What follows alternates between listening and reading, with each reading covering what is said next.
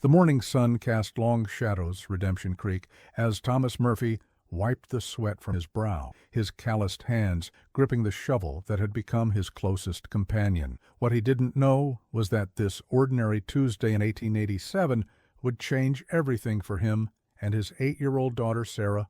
Thomas had been working the stables for Mayor Cornelius Blackwood for 3 years now, ever since his wife Martha from the fever, leaving him to raise their little girl alone in this unforgiving frontier town. The discovery that would silence the most powerful man in 3 counties was buried just 18 inches beneath the hay storage area of the main stable, waiting patiently for a desperate father who had run out of options to find it. Thomas had always been what folks called a decent man. He showed up before dawn every morning, tended to the horses with genuine care, and never complained about the meager wages that barely kept food on his table. The other stable hands respected him, pitied his. A widower trying to raise a daughter in the Wild West was about as challenging as life could get, especially when that widower was too proud to accept charity, too honest to take shortcuts. The trouble had started 3 weeks earlier when little Sarah came down with the same coughing sickness that had taken her mother.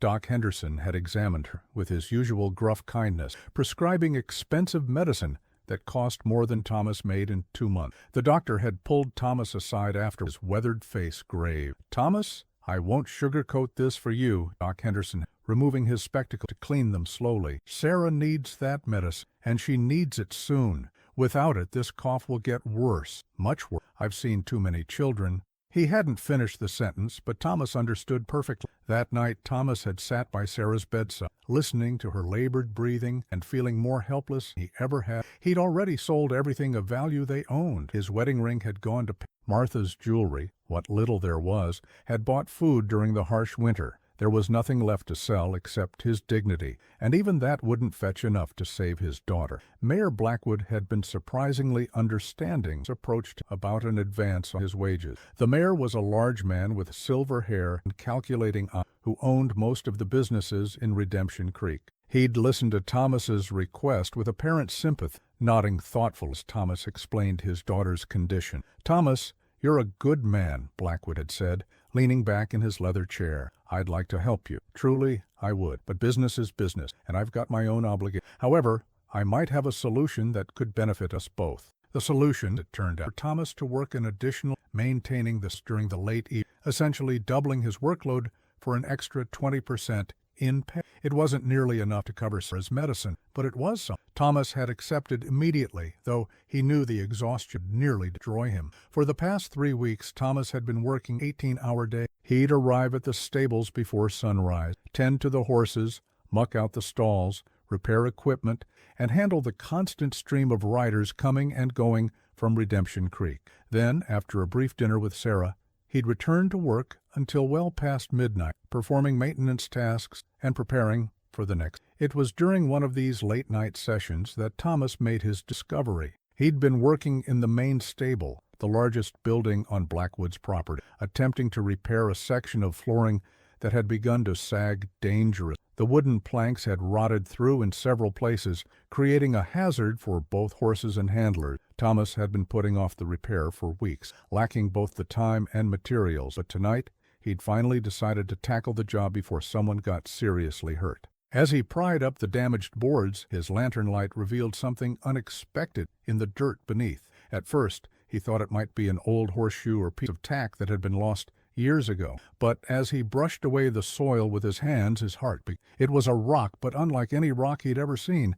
Even in the dim lantern light, it seemed to shimmer with an inner fire. Thomas had heard enough stories from the old prospect who passed through town to recognize gold, but this wasn't just a few flecks, a small nugget. This was a vein, a thick ribbon of precious metal that disappeared into the earth in both. Thomas sat back on his, staring at his discovery in disbelief. He'd found gold. Real gold, and based on what he could see, there was a lot of it. His mind immediately went to Sarah, the medicine she needed, to the secure future this could provide for both of them. But almost as quickly, reality set in. This gold was on Mayor Blackwood's property. By law, anything found on a man's land belonged to that man, regardless of who found it. Thomas might be able to claim a finder's fee, but the vast majority of the wealth would go to the mayor, the same man who'd been paying him starvation wages while sitting on a fortune. Thomas carefully replaced the floorboards, his mind racing. He needed time to think, to plan. This discovery could change everything,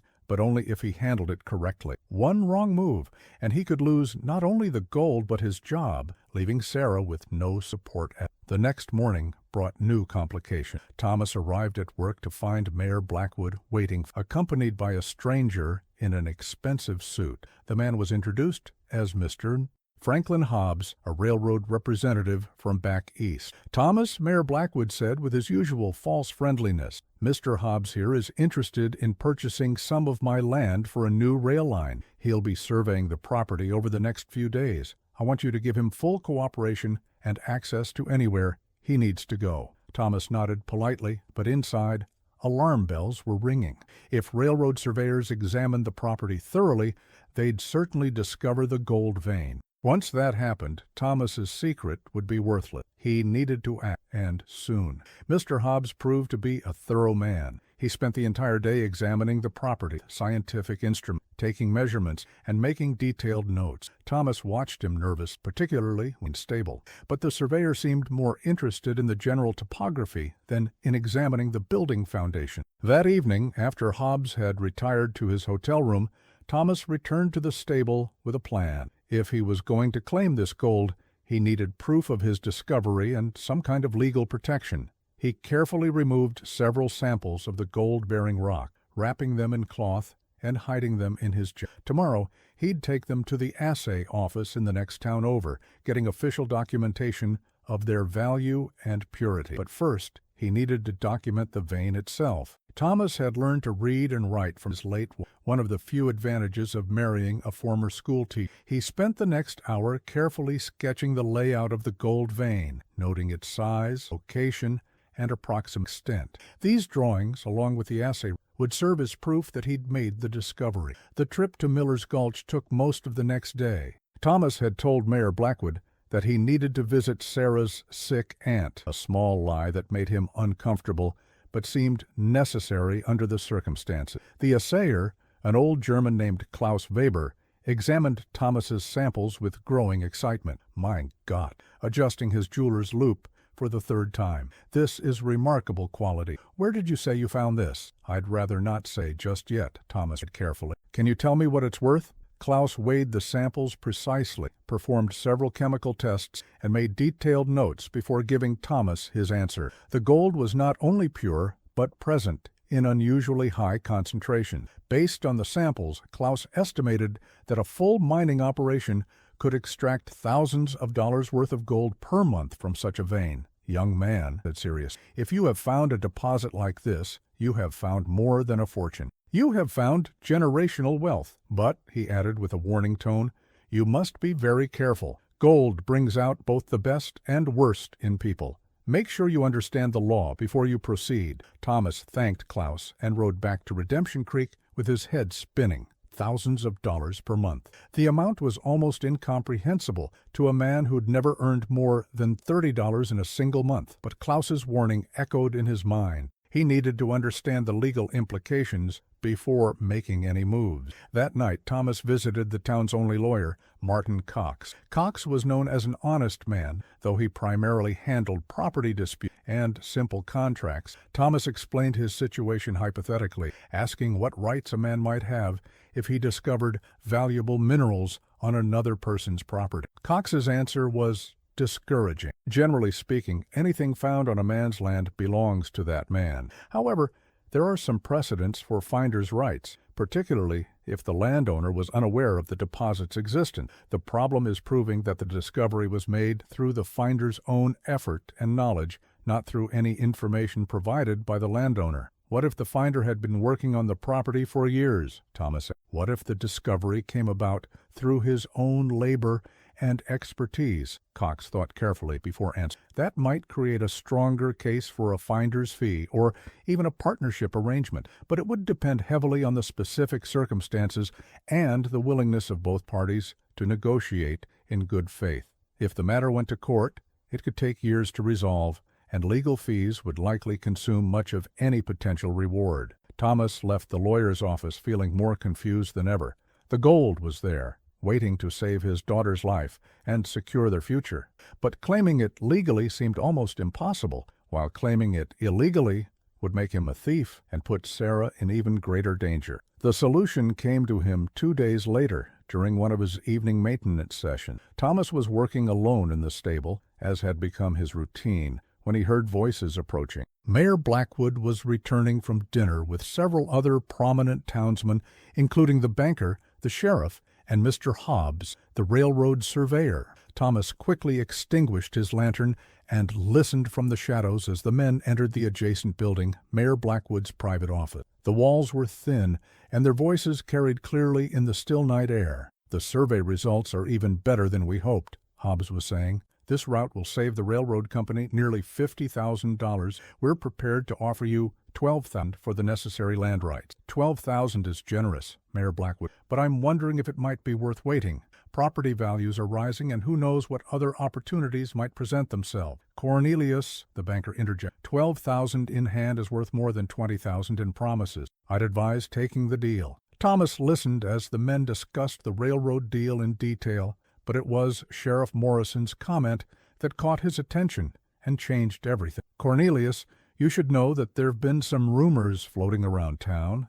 Nothing specific, but some of the boys have been talking about unusual activity around your property. Late-night lights in the stables, that sort of thing. Might be worth keeping an eye on." Oh, Thomas's blood ran cold. Someone had noticed his evening works. If people were already suspicious, any attempt to claim the gold discovery would look like theft or claim jumping. He needed a different approach, one that would put the discovery in legal The conversation in the office continued, but Thomas had heard enough. He slipped out of the stable and made his way home, his mind working furious. By the time he reached his small cabin, he had the beginnings of a plan. The next morning, Thomas approached Mayor Blackwood with a proposal that seemed to come from nowhere. "Mayor," Thomas said, removing his hat, "I've been thinking about my situation, about Sarah's medical needs and my inability to provide proper. You're a fair man, and I'm wondering if you might consider a different." Blackwood looked up. "What sort of arrangement, Thomas?"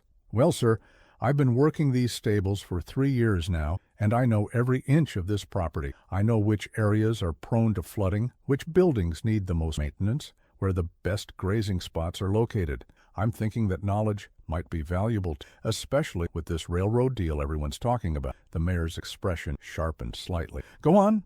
What if, instead of just working for wages, I could become a partner in developing this property? I could use my knowledge to help you maximize the value of your land. In exchange, I'd receive a percentage of any profits from development or sale." Blackwood leaned back in his chair, considering. "That's an interesting proposition, but partnership implies shared risk as well as shared reward. What exactly would you be bringing to this partnership besides your labor?"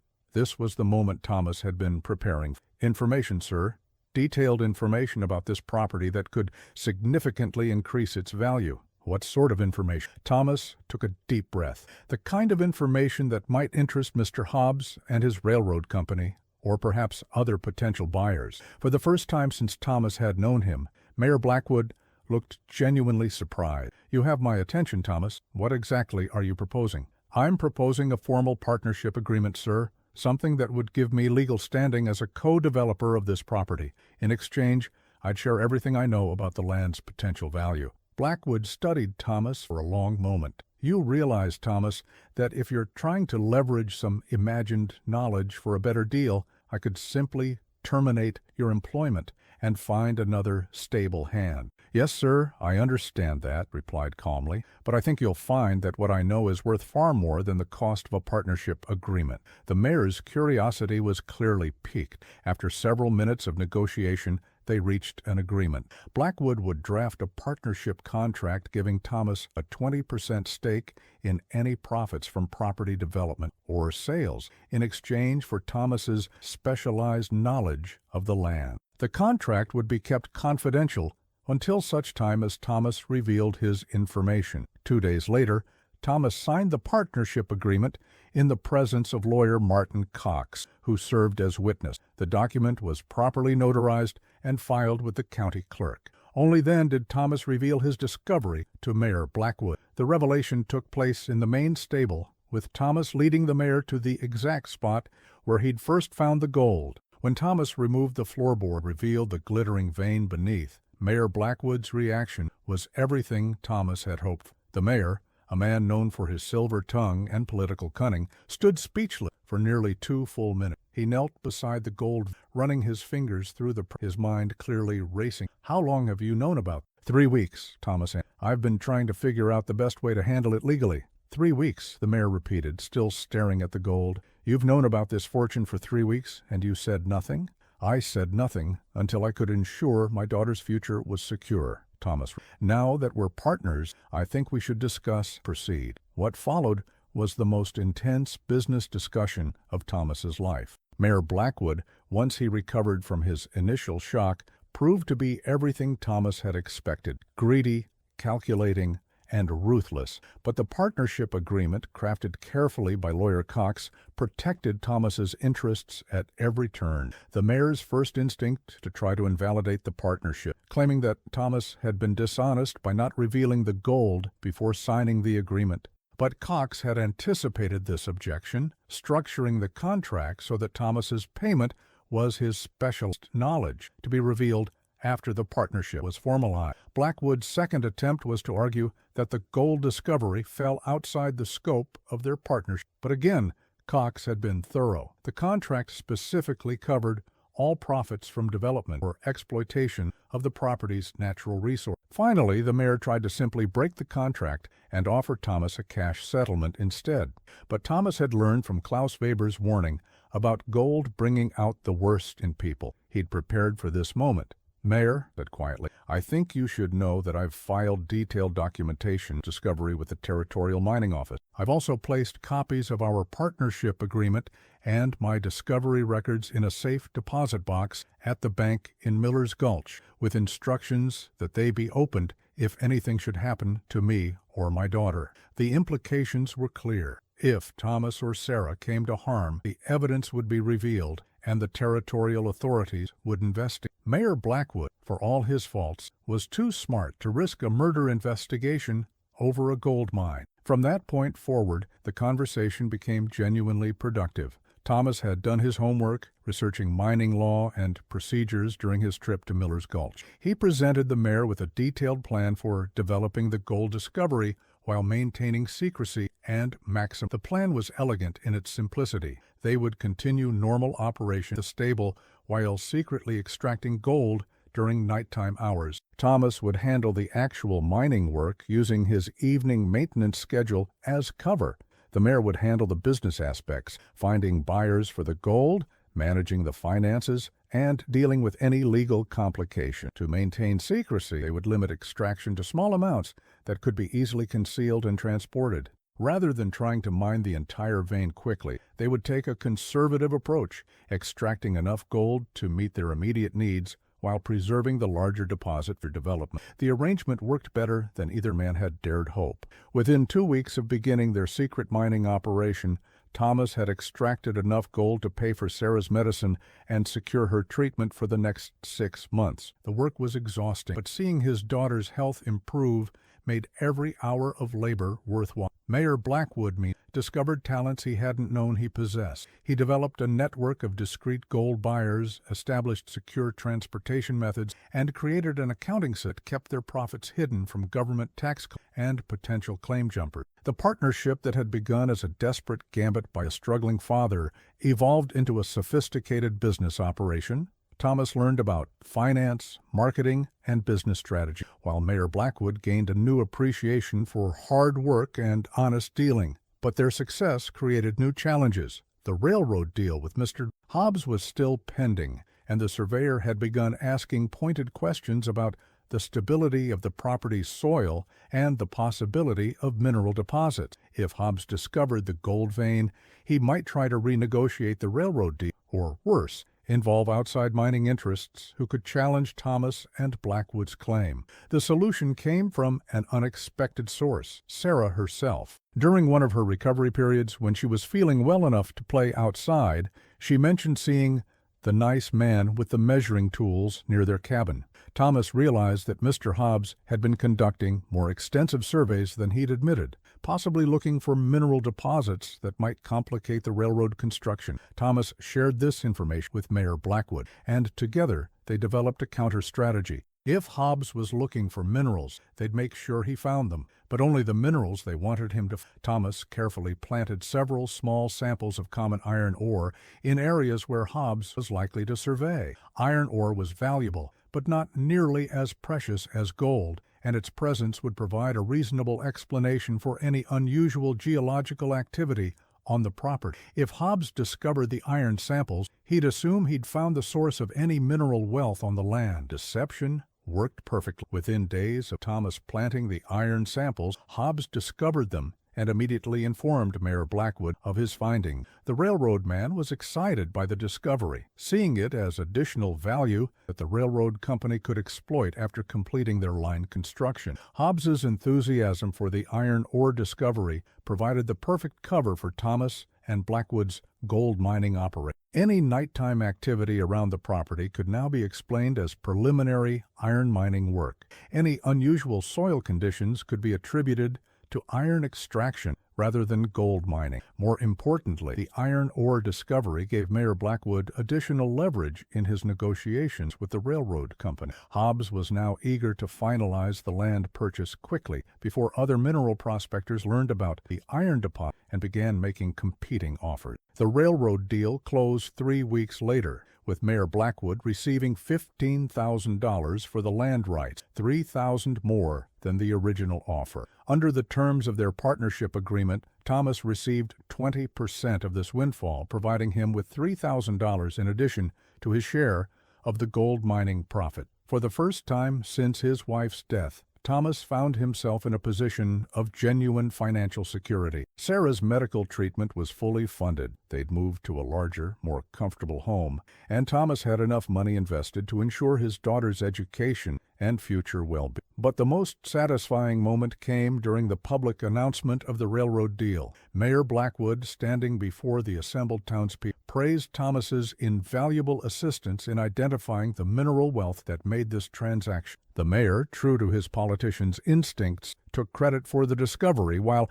acknowledging Thomas's contribution just enough to satisfy their partnership agreement. The crowd applauded politely, most people assuming that Thomas had simply provided manual labor for the surveying work. Only a few individuals noticed the knowing look that passed between Thomas and the mayor, or the way the mayor's usual confident demeanor seemed slightly strained during his speech. Sheriff Morrison, who had first mentioned the unusual activity around the property, approached Thomas after the announcement. "Thomas," the sheriff said quietly, "I don't know what kind of arrangement you worked out with the mayor, but I hope you got yours. A man who works as hard as you do deserves a fair reward." "I think I did all right, Sheriff. Sometimes patience and honesty pay off in unexpected ways." The sheriff nodded approvingly. "Just remember, Thomas, success can bring new problems. Make sure you stay as smart as you've been lucky." The sheriff's warning proved prescient. Within weeks of the railroad announcement, Redemption Creek experienced an influx of prospectors, land speculators, and mining company representatives, all hoping to find additional mineral wealth. And several of these individuals approached Thomas directly, having heard rumors about his role in the original discovery. Thomas handled these inquiries carefully, neither confirming nor denying specific details about the mineral finds. He'd learned from Mayor Blackwood the value of controlling information, and he wasn't about to jeopardize their ongoing gold mining operation by revealing too much to potential competitors. The secret mining work continued for several more months, with Thomas and Mayor Blackwood extracting gold steadily while maintaining their public roles as stable manager and property owner.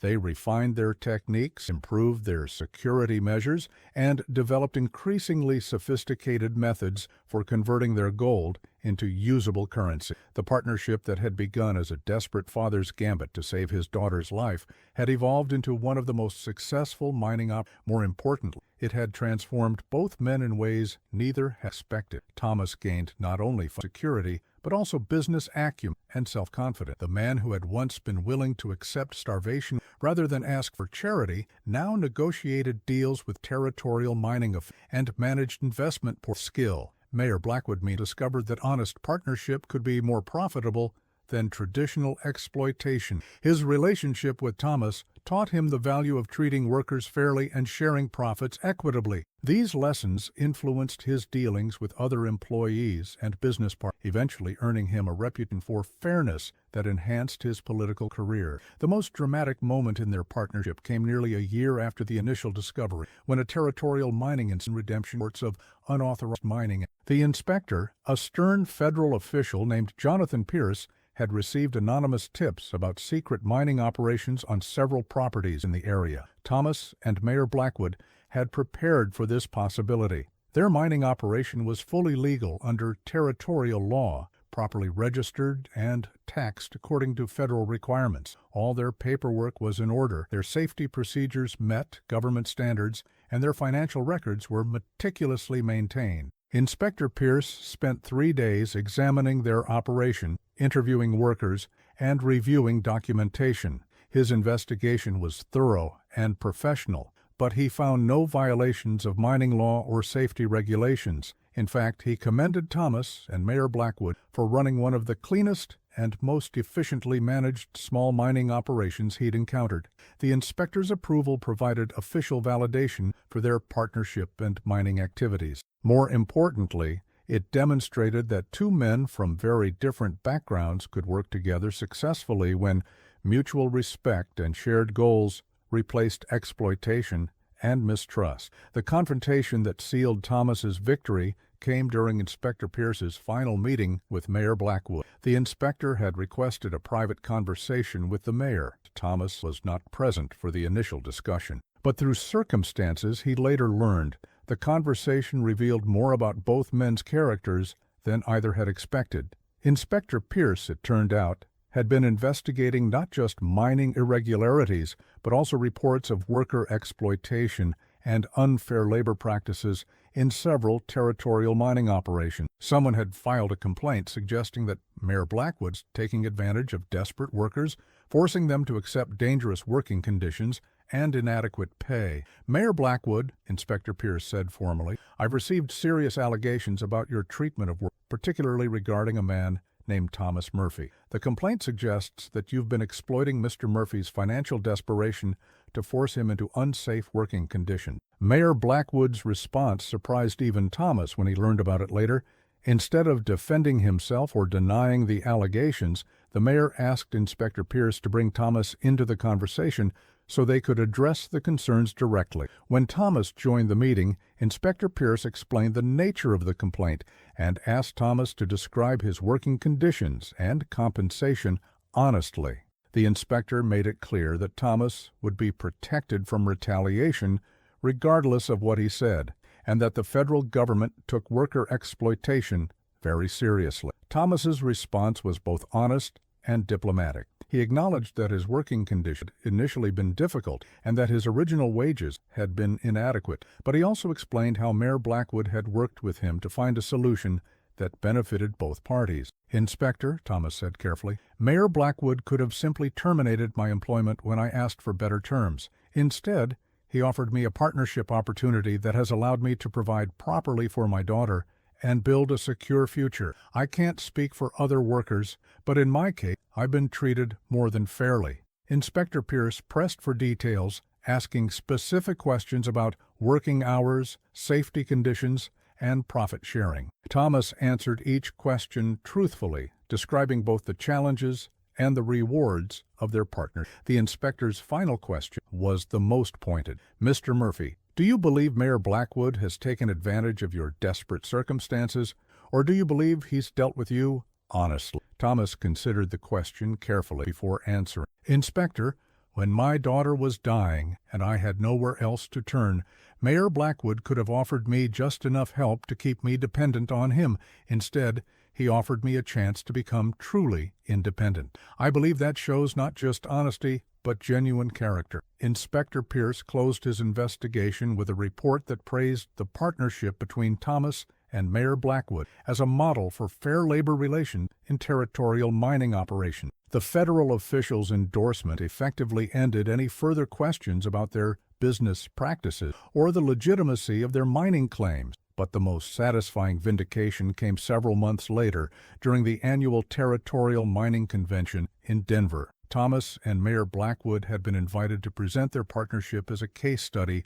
in successful small-scale mining operations. The presentation took place before an audience of mining company executives, territorial officials, and federal regulators. Thomas, who just 2 years earlier had been afraid to ask for a raise in wages, found himself addressing some of the most powerful men in the mining. He spoke about the importance of fair partnerships between landowners and workers, the value of shared risk and shared reward, and the economic benefits of treating employees as stakeholders rather than simply hired labor. His presentation was well received, earning respectful attention from men who controlled millions of dollars in mining investment. Mayor Blackwood's presentation focused on the business aspects of their partnership, explaining how fair treatment of workers could actually increase profitability by reducing turnover, improving efficiency, and encouraging innovation. He used their mining operation as proof that ethical business practices were not just morally right, but financially advantageous. The convention's final session included a panel discussion on the future of mining labor relations, with Thomas and Mayor Blackwood serving as featured speakers alongside representatives from major mining corporations. During this discussion, a mining executive from California posed a question that went to the heart of their partnership. "Mr. Murphy," the executive said, "you've described a very successful arrangement with Mayor Blackwood, but I'm curious about the initial negotiation. How did a stable hand convince a property owner to offer him a 20% partnership in a valuable mining operation?" The audience fell silent, clearly interested in Thomas. This was the moment Thomas had been unconsciously preparing for since his desperate evening 2 years earlier when he'd first seen the gold glittering in his lantern. "Sir," Thomas said clearly, "I convinced Mayor Blackwood to offer me a partnership by demonstrating that I had something valuable to contribute beyond just my labor. I showed him that I understood the property better than anyone else, and that my knowledge could significantly increase its value. But more importantly, I showed him that I was committed to building something lasting rather than just taking a quick profit." The executive nodded thoughtfully. "And Mayor Blackwood, why did you agree to such generous terms? 20% is a substantial partnership stake." Mayor Blackwood's answer revealed how much their relationship had changed both men. "I agreed to those terms because Thomas offered me something I hadn't realized I needed, a partner I could trust completely. In my experience, greed and mistrust destroy more mining operations than cave-ins or claim jumpers. Thomas gave me the opportunity to build something based on mutual respect rather than mutual suspicion." The panel discussion continued for another hour, but that exchange captured the essence of what made their partnership work. Two men from different backgrounds had found a way to combine their strengths while sharing both risks and rewards fairly. The recognition at the Territorial Mining Convention led to additional opportunities for both men. Thomas was offered consulting positions with several major mining companies, helping them develop better labor relations policy. Mayor Blackwood's political career benefited from his reputation as a fair and innovative businessman. But the greatest reward for both men was personal rather than professional. Thomas's daughter Sarah had not only recovered completely from her illness, but had thrived in their new circumstances. She was attending the best school in the territory, and Thomas had established a substantial educational fund to ensure she could attend college back east if she chose. Mayor Blackwood, meanwhile, had discovered the satisfaction that came from building something meaningful rather than simply accumulating. His relationship with Thomas had shown him that success could be measured by more than. The final test of their partnership came 3 years after the initial discovery, when a major mining corporation offered to purchase their operation for a sum that would have made both men wealthy beyond their wildest dreams. The offer was legitimate, the terms were generous, and acceptance would have freed both men from the daily challenges of running a mining operation. Thomas and Mayor Blackwood discussed the offer extensively, weighing the financial benefits against their satisfaction with their current arrangement. In the end, they decided to reject the purchase offer and continue their partnership, though they negotiated licensing agreements that provided substantial additional income without requiring them to sell their operation. Their decision reflected how much both men had changed since that desperate evening. When Thomas first approached Mayor Blackwood with his partnership, they had built something together that was worth more than money, a relationship based on mutual respect, shared goals, and genuine trust. The story of the single father who discovered gold while working in the stables became legend throughout the territory. But the real treasure wasn't the precious metal Thomas found beneath those floorboards. The real treasure was the partnership he built with a man who could have easily taken advantage of his desperation, but chose instead to share both the risks and the rewards of their venture. Years later, when Thomas would tell the story to his grown daughter, he would always emphasize that finding the gold was just the beginning. The real challenge had been finding a way to claim it legally and ethically, turning a stroke of luck into a foundation lasting. And Mayor Blackwood, who had indeed been rendered speechless, Thomas's discovery, eventually found his voice again. But when he spoke, it was with a new understanding of what it meant to be truly wealthy, not just in gold, but in relationships built on honor, fairness, and mutual respect. The gold vein that Thomas discovered that night continued to produce wealth for both families for many years to come. But more importantly, it produced a partnership that served as a model for fair business relationships throughout the American West, proving that even in the harsh and often lawless frontier, honest men could work together for their mutual benefit and the betterment of their community. Thomas Murphy had started as a desperate father, willing to do anything to save his daughter's life. He ended as a respected businessman and community leader, not because he found gold, but because he found the wisdom and courage to handle his discovery with integrity. And in the end, that made all the difference.